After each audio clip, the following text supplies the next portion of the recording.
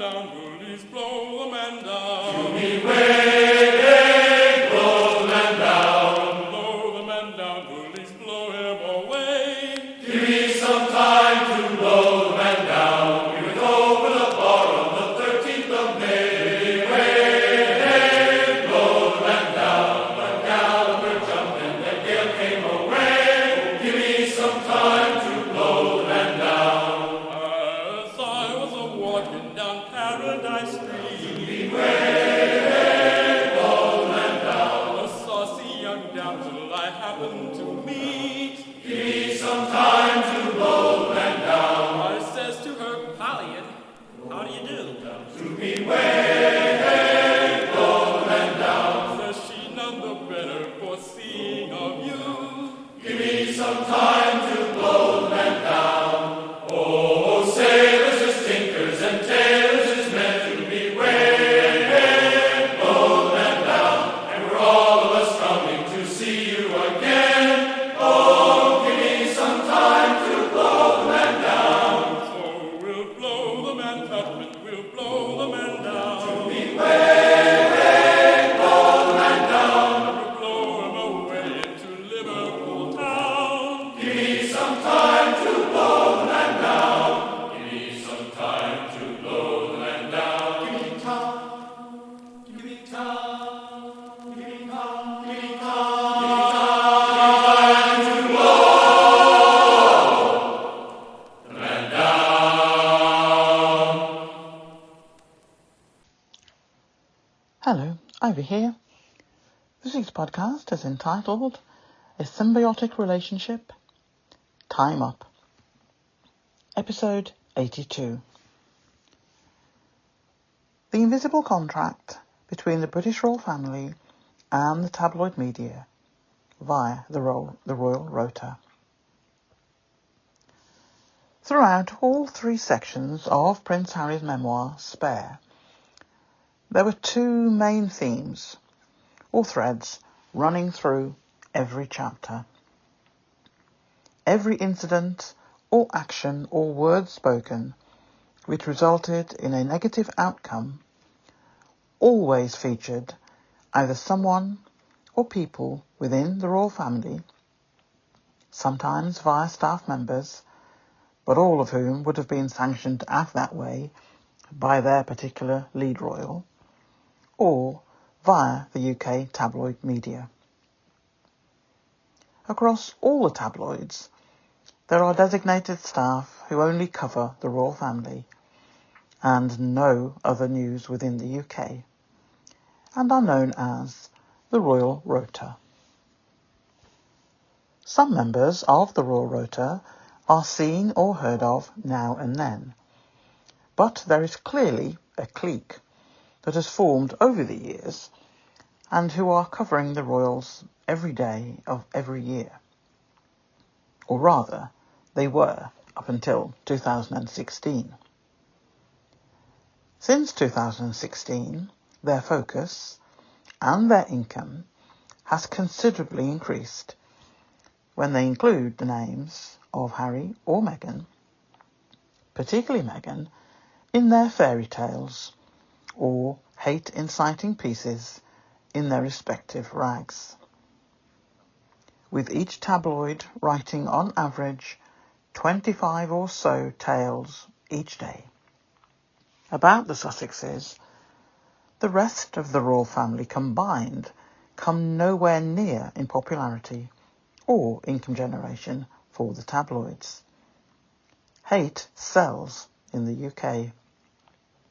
Division encourages and incites negative behaviour in the UK, at least within the right-wing population. The propaganda is working because more people have discovered that they have no conscience and have recognised the money to be made by posting hate-filled things on social media and setting up YouTube channels selling hate and able to give up full-time work to do it because it pays much, much more. YouTube enables the abuse that is aired daily because it makes 60% from each video produced from the advertising revenue. Equally, advertisers clearly turn a blind eye to the abuse, because money is being made. I will never forget one former royal reporter who had worked for the royal family for over 30 years. And he gave an interview where he said the money he earned in the 4 years of covering Harry and Meghan was more than what he had earned in 30 years covering all of the royals. That gives you some idea of the money generated. Questions should have been asked years before now. Why, with a dwindling royal family, who are referred to as working royals, why the royal rota is ever present, and there is next to no reduction in their vast numbers. The clique referred to earlier see themselves in the top tier of journalism and clearly feel and are treated with a degree of reverence by the royal family. And the rota, in turn, feel entitled and arrogant in their approach to gathering news. So, what is the royal rota? According to an article shown in an edition of Town and Country, one of the reference sources listed at the end of the article, it states the following explanation. The Royal Rota is a pool of journalists from British newspapers.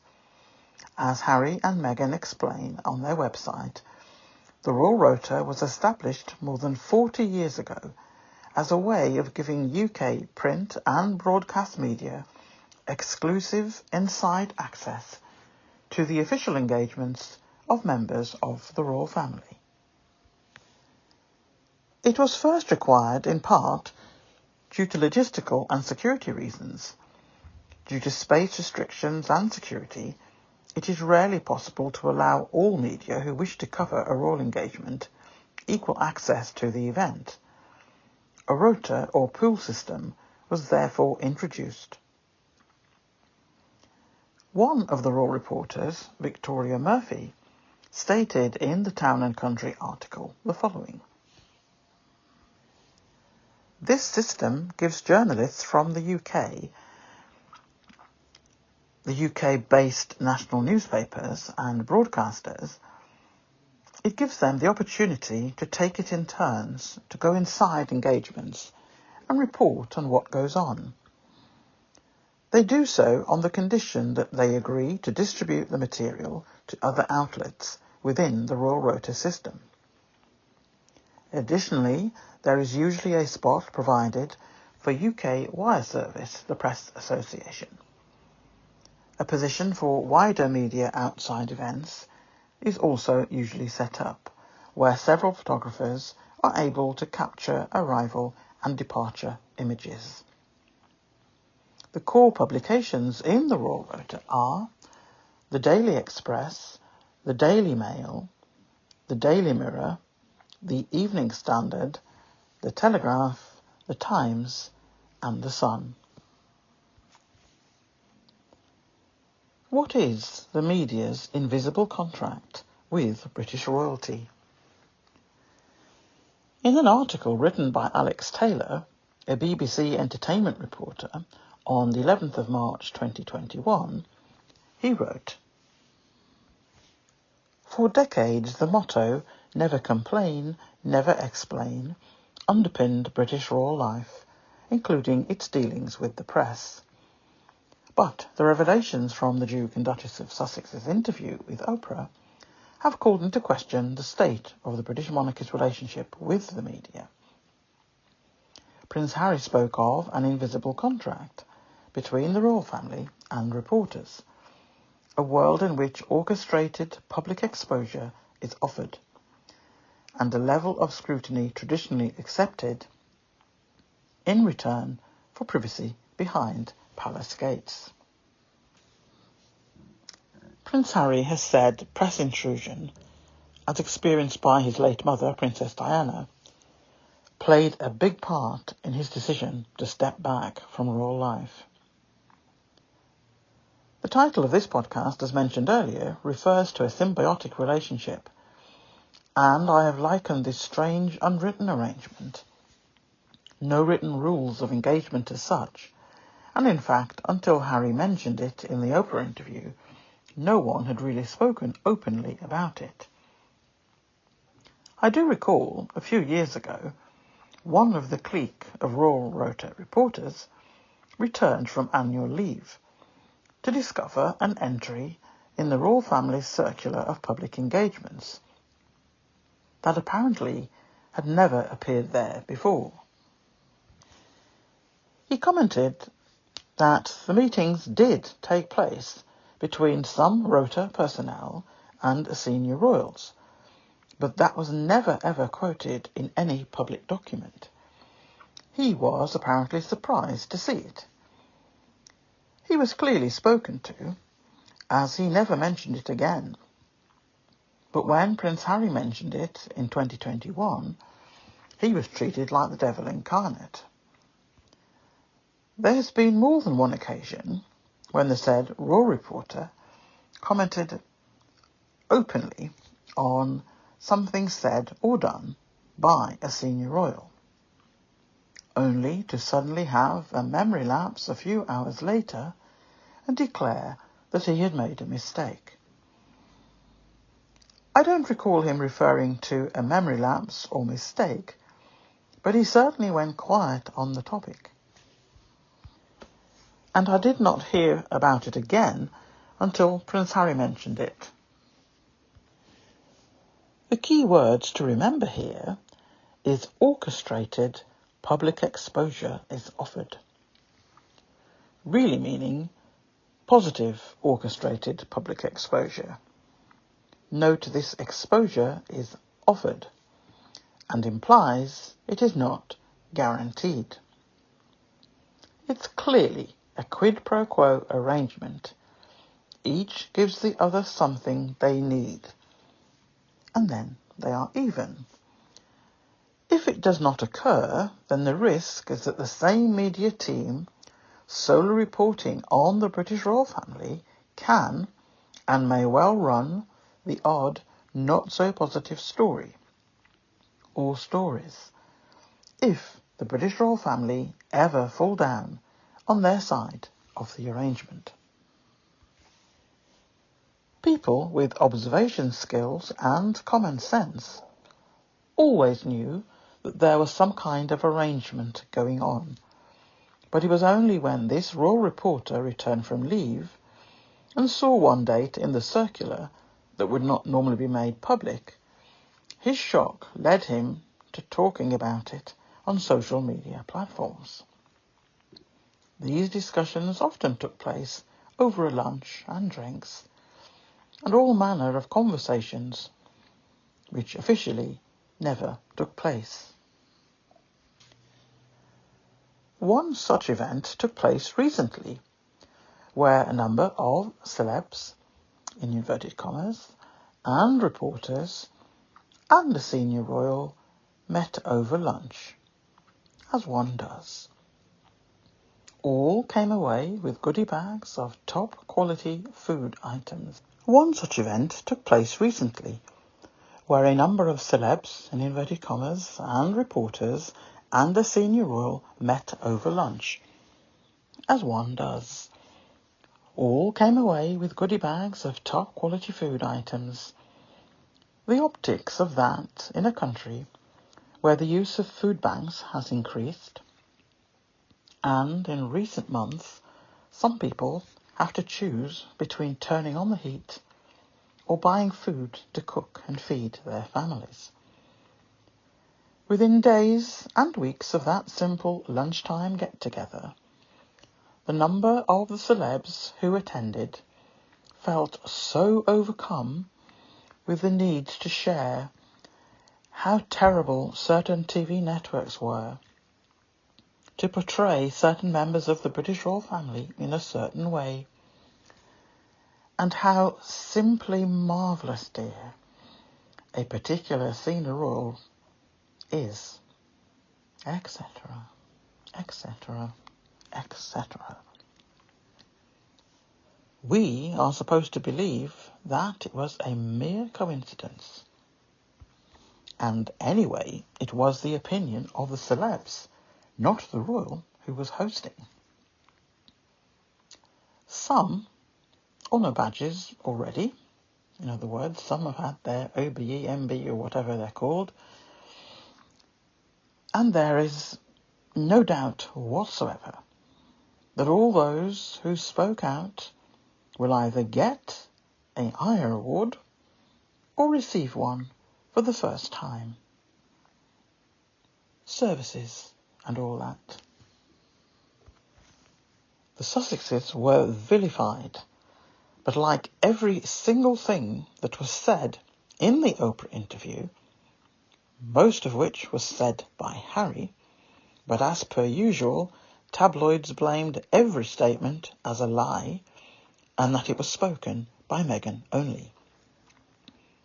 Meghan was chosen to be the sacrificial lamb because the royal reporters did not want to overdo the criticism of a member of the British royal family, not least because they needed him to come back without his wife and children. The caucasity of it all. The royal rota, who publicly stated that those engagements never appear in the public domain, never received, publicly anyway, any criticism of his mistake, his being that particular royal reporter that mentioned it and also went on social media and said it. I would describe this dangerous and perilous arrangement between two groups of people to be thought with risk from the start. I consider this arrangement to be a symbiotic one. So what is a symbiotic partnership? Let us explore. The Professional Leadership Institute describe it as follows. In everyday speech, symbiosis means both parties involved in a relationship are benefiting from each other. Also, symbiosis is a term biologists use to describe how living organisms interact with one another in a variety of ways to share food and other resources. Life on Earth is designed in such a way that species must find a way to share the resources they require to live and to thrive. Symbiosis is the art of living together. Symbiosis is a term describing any relationship or interaction between two dissimilar organisms. The specific kind of symbiosis depends on whether either or both organisms benefit from the relationship. And to give you a couple of bullet points to explain a little bit further, and then hopefully you'll start to make the linkage between the British royal family and the royal rota and this invisible contract. First bullet point. Individuals, groups, or various species of animals that are dependent on one another are in a symbiotic relationship. Examples of symbiotic relationships can be found in businesses, human relationships, and amongst living organisms. Businesses depend on one another for survival. Two individuals in a relationship need each other for different forms of support. And living organisms thrive better when interconnected than when alone. Let's have a look at a description in terms of businesses. The business environment is an ecosystem of interdependence. No business can exist in a vacuum. They will have to interact with one another to continue as a going concern. Human relationships. A clinical social worker defined a symbiotic relationship between humans as one in which the parties involved depend on each other for survival and emotional support. Living organisms. The relationship between honeybees and flowers is a typical example of a symbiotic relationship. The flowers must be pollinated, and the bees must also get their food from the flowers. If either of them is unable to do so, they will die. The flowers and the bees have properties that help them interact with one another for survival. There are 5 types of symbiotic relationships. What are they? You decide which one fits Royal Rota or the British royal family. The first one is mutualism. This type of symbiotic relationship is one in which 2 species benefit from each other's association. Examples include, as has been mentioned earlier, bees and flowers, sea anemones and clownfish. Second group, commensalism. This is a one-sided symbiotic relationship. One species lives with, on, or in another species, known as the host, but the interaction neither benefits the host species nor harms it. For example, mites attach themselves to larger flying insects in order to get a free ride. Another example is hermit crabs, which make their homes out of shells of deceased snails. Third area is parasitism. Parasitism is a symbiotic relationship in which one species, the parasite, gains at the expense of the other, the host. And examples given is roundworms found in humans, dogs and cats are examples of parasitic species. Predation. Predation is a symbiotic relationship in which one species depends on the other for survival. The predator is the one who hunts and consumes the other species, while the prey is the one who gets devoured. An example is the killer whale, also called orca. It's found in every ocean on Earth and hunts and devours more than 140 organisms, according to the National Geographic Society. Competition. A competition symbiotic relationship is one in which species compete for the same resources. A competition relationship can be intraspecific between organisms of the same type or interspecific between organisms of different types. Examples of species in competitive symbiotic relationships include male birds fighting for a mate and trees in dense plant populations competing for sunlight. Is a symbiotic relationship the same as mutualism? A symbiotic relationship is one in which one or both individuals or species are dependent on each other for survival. Mutualism is a type of symbiotic relationship in which both species benefit from each other. Our next heading is racism, monarchy, and privilege.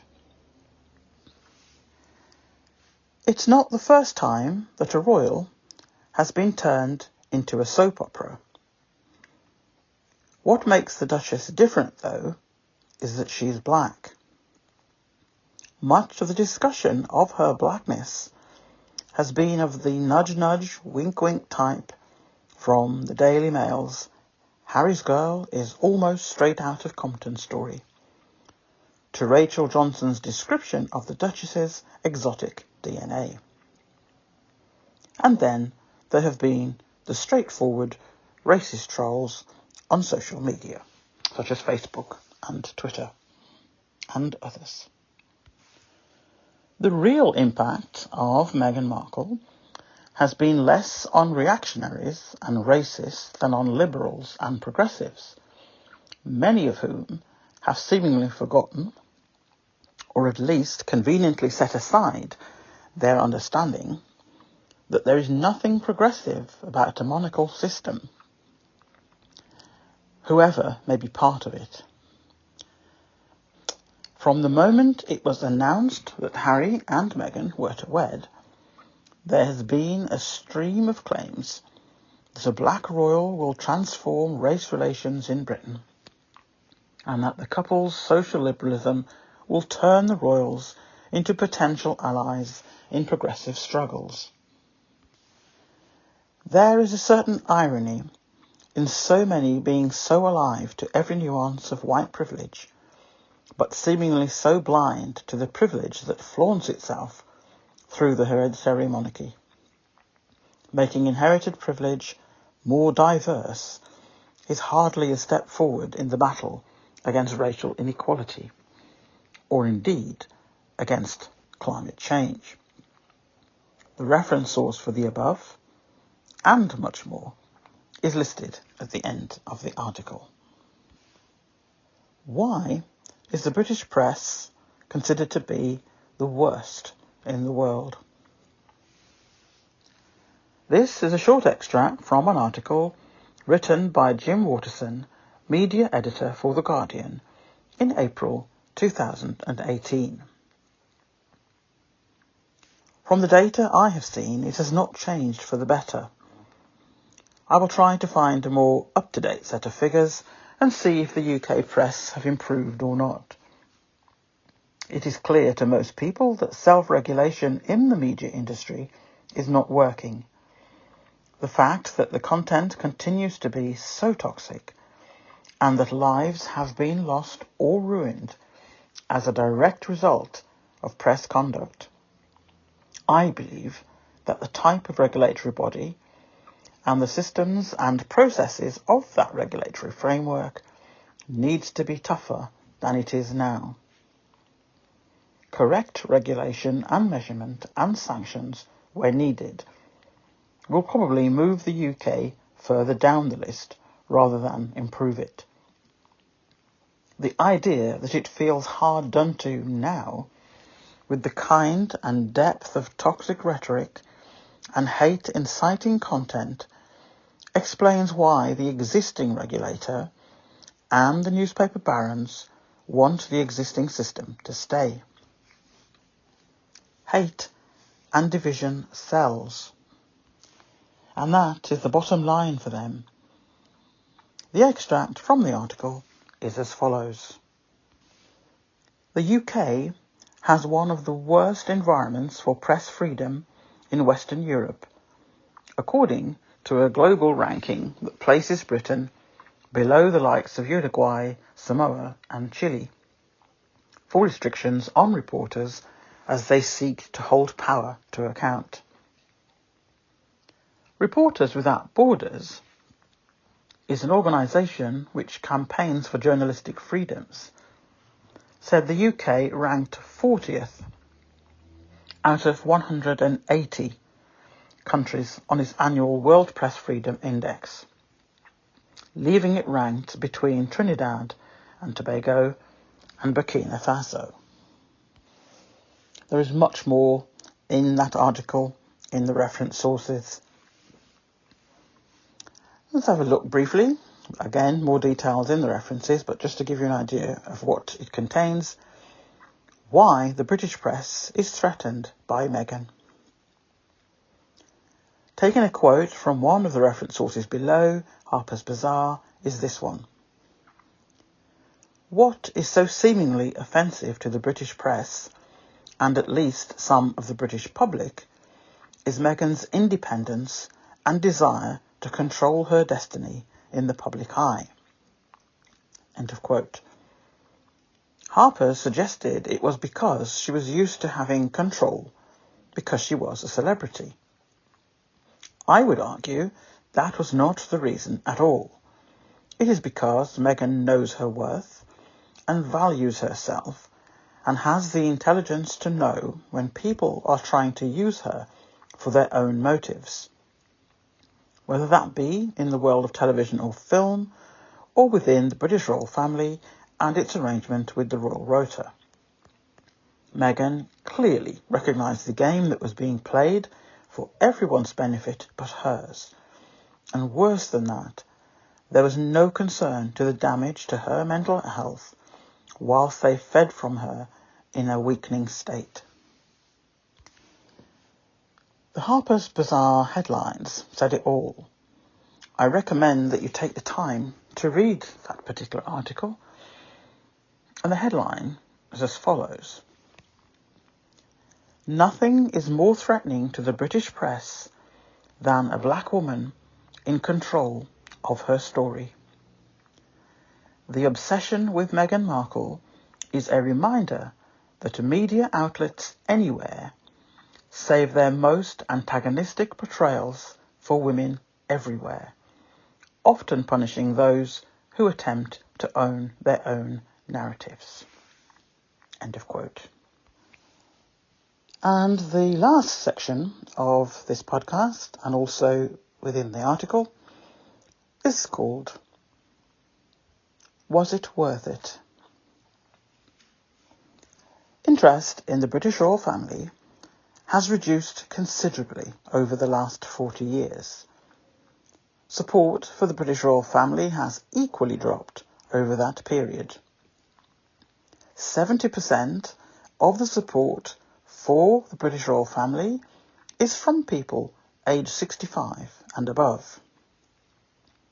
Remember that, 70% of the support base is aged 65 or over. People who are interested in the royal family, who are aged 25 and under, is in single figures. Supporters of the same age group of the next in line to be king is very small indeed, i.e. the 40 to 65 age group has a smaller percentage of people interested in the British royal family than it has who have said there is no need for a monarchy.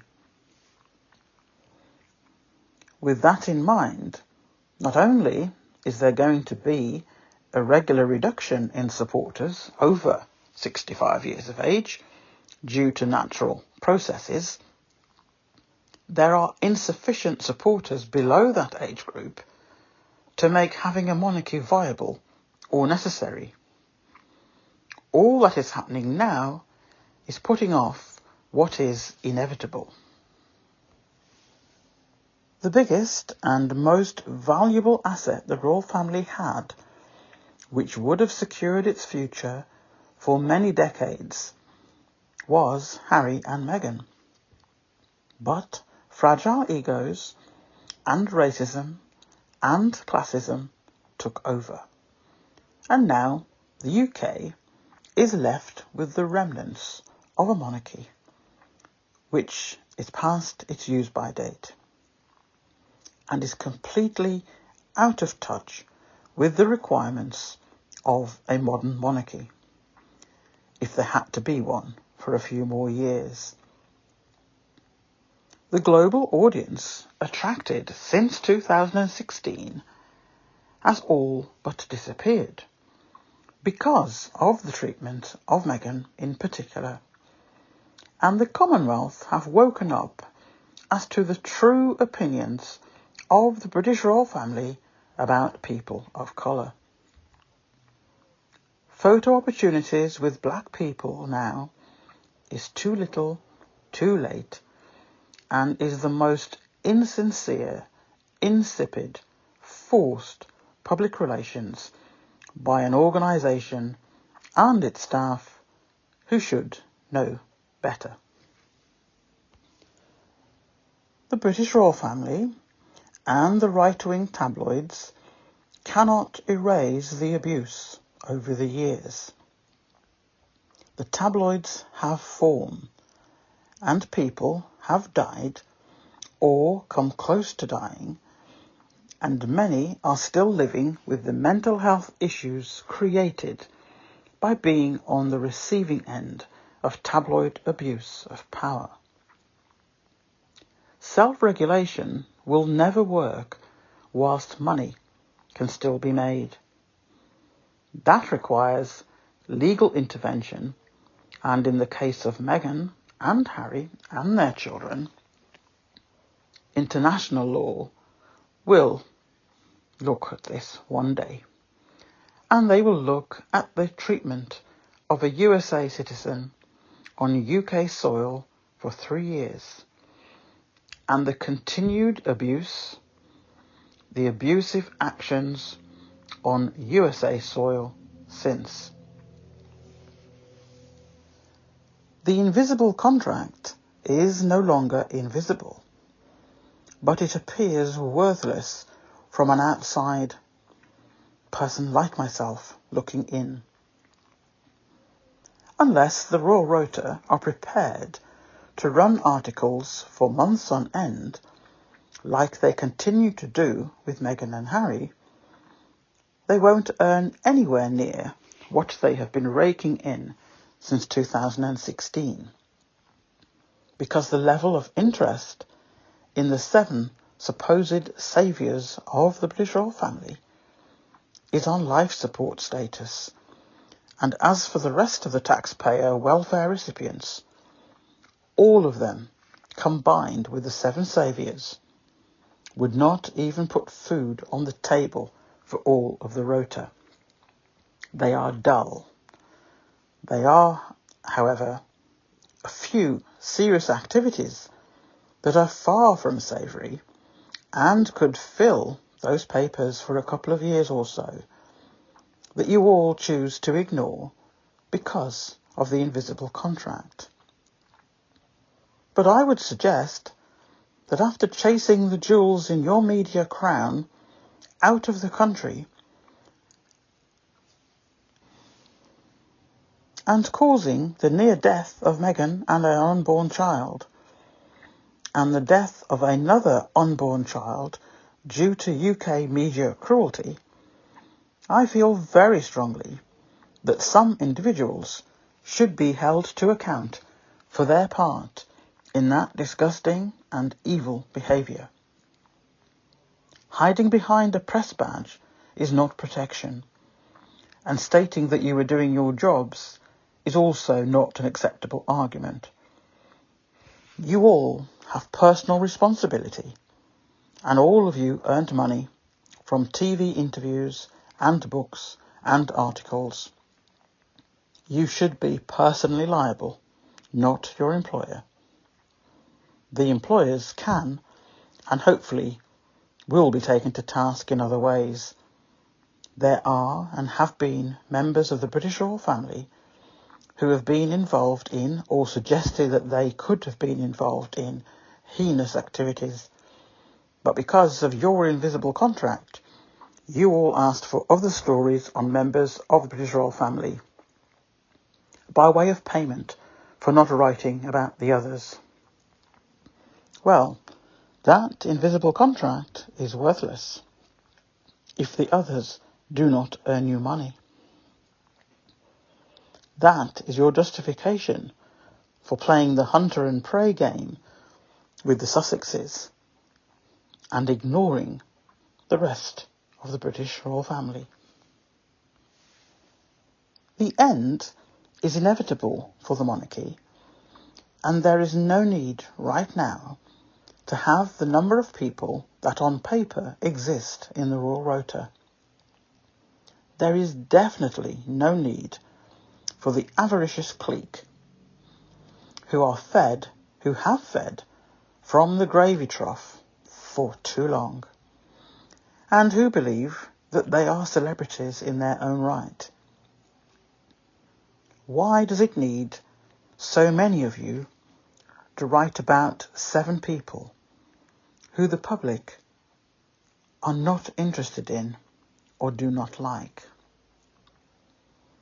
Only your propaganda pieces give the impression that swathes of people follow them and stand out in the rain for their appearances, when in reality that is far from the truth.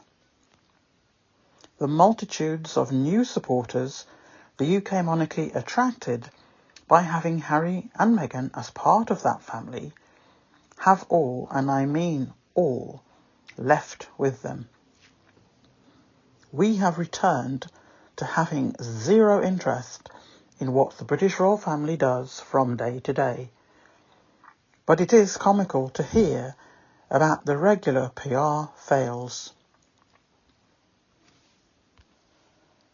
The global audience grew when Meghan and Harry became an item, and now all those newcomers, together with the global supporters that Harry and Meghan each had when they were single, have now joined forces and followed them to their new home. We, as supporters, will be there for a lifetime. We will always support their causes, and we support local charities in our respective countries that follow the themes of the ones of the Archewell Foundation and who the Archewell Foundation supports. Royal supporters have more hate and interest in hating and following the Sussexes than offering real support to the family that they claim to support. The British royal family needs to garner their interest in some way. Otherwise, the royal family and the royal rota will end a lot earlier than any of you have considered. Meanwhile, regardless of what UK media wants to say every day in their rags and on TV, though I hope there will be legal measures taken against that daily onslaught, as that in itself is abusive and wrong, or what the Royal Rota do on behalf of the British royal family. Just know that the Sussexes are set for life already, and their children have a growing legacy already to inherit, and the global support base will be there for them and their family and their charities for life, together with any new ones that come on board. I won't state which type of symbiotic relationship the British royal family and its royal rota are in now, but I suspect it has changed from the intended one when this arrangement was set up.